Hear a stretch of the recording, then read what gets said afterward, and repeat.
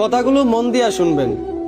গাধাকে যখন সৃষ্টি করা হলো তখন গাধাকে বলা হলো, তোমাকে সকাল থেকে সন্ধ্যা পর্যন্ত প্রচুর পরিশ্রম করতে হবে, সারাদিন পিঠে বোঝা বয়ে বেড়াতে হবে, খেতে পারবে শুধুই ঘাস, তোমার মাথায় কোনো বুদ্ধি থাকবে না, আর তোমার আয়ু দেওয়া হবে 50 বছর। এইটা শুনে গাধা বলল, হে প্রভু, আমাকে 50 বছর না দিয়ে 20 বছর আয়ু দিন, আমি এত বছর বাঁচতে চাই না। সৃষ্টিকর্তা তার এই কথা মঞ্জুর করলেন।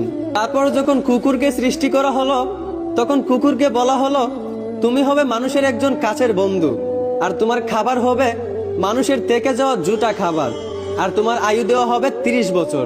এইটা শুনে কুকুর সৃষ্টিকর্তার কাছে হাত জোর করে বলল, হে প্রভু, আমি 30 বছর বাঁচতে চাই না, আমাকে 30 বছর থেকে 15 বছর আয়ু দিন। সৃষ্টিকর্তা তার এই কথাও মঞ্জুর করলেন।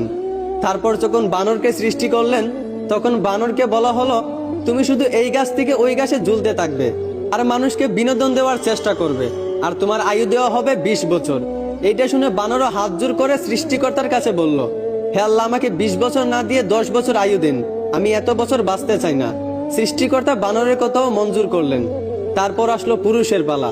পুরুষকে যখন সৃষ্টি করা হলো তখন পুরুষকে বলা হলো, তুমি হলে প্রাণীদের মধ্যে সবচেয়ে বিচক্ষণ এবং বুদ্ধিমান, এই জন্য তোমাকে প্রাণীদের শিরোমণি করা হলো, আর তোমার আয়ু দেওয়া হবে 20 বছর।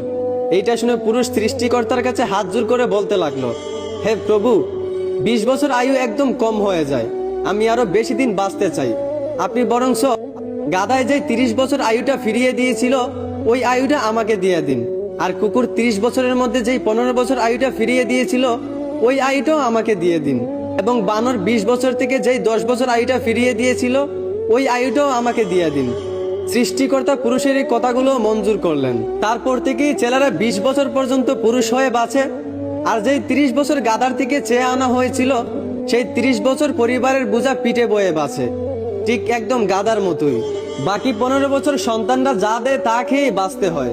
যেমন একটা কুকুরকে মানুষ যা দেয় তা খেয়েই বাঁচে, ঠিক তেমনি একটা পুরুষও বাকি 15 বছর এইভাবেই কাটাতে হয়, ঠিক একটা কুকুরের মতোই। আর বাকি 10 বছর পুরুষদেরকে বানরের মতোই বাঁচতে হয়। বানর যেমন এক ডাল থেকে আরেক ডালে ঝুলাঝুলি করে এবং মানুষকে বিনোদন দেয়, ঠিক তেমনি পুরুষদেরকেও বাকি 10 বছর বাঁচতে হয়, একবার ওই সন্তানের কাঁধে ঝুলে, একবার ওই সন্তানের কাঁধে ঝুলে, এবং নাতিদেরকে বিনোদন দিয়ে এইভাবেই বাকি 10 বছর বাঁচতে হয়। এইটাই পুরুষের জীবন, এইটাই বাস্তবতা। আশা করি আমার কথাগুলো বুঝতে পারছেন। ধন্যবাদ।